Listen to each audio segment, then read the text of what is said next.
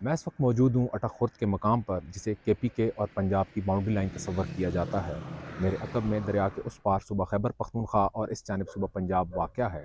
यहाँ पर सोना निकालने का काम गैर कानूनी तरीके से गुज़िश्ता चंद सालों से जारी था, जिसके लिए हैवी मशीनरी इस्तेमाल की जाती है। और यहाँ के जो लोकल मज़दूर हैं वो भी दरिया की रेत को छान कर किसी हद तक सोने के ज़र्रात निकालने में कामयाब हो जाते थे।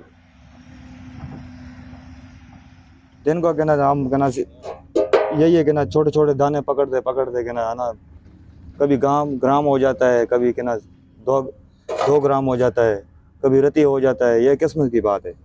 मेरा नाम है नेक बादशाह, निज़ामपुर का रहने वाला हूँ। और अल्हम्दुलिल्लाह बस इसमें मतलब 800 1000 1200 तक मिल जाती है मजदूरी, कोई गुजान होता है इसमें। बात सोना सर जी बस कभी मतलब के 1000 800 500 बस, कभी ज़्यादा कभी कम। सुबह आते हैं तकरीबन कोई 9 बजे आते हैं, फिर इधर मतलब कि खाना नमाज बाद इधर पढ़ के फिर दीगर अजानों के टाइम पर फिर चले जाते हैं। मेरा नाम जी अमाद खान है। हम सवाबी के रहने वाले और हम इस मशीन के साथ सफाई करते हैं। यह है खैराबाद अटक पुल, ये पीछे अटक पुल लगा हुआ है, इसके नीचे सारे मशीन लगे हुए हैं। सोना निकालते हैं, काम करते हैं। कभी ज़्यादा निकल जाते हैं, कभी कम निकल जाता है, किस्मत की बात है। बस 10 ग्राम 15 ग्राम 1 तोला, मतलब जिस तरह भी मतलब लग जाए ना, किस्मत की बात होता है। और हम 7-8 साल से ये काम कर रहे हैं।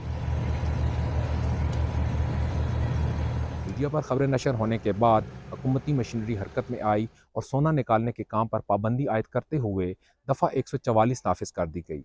अगर बात की जाए दरिया के उस पार यानी सूबा खैबर पख्तूनख्वा की, तो KPK हुकूमत ने सोना निकालने की बाकायदा इजाज़त दे रखी है।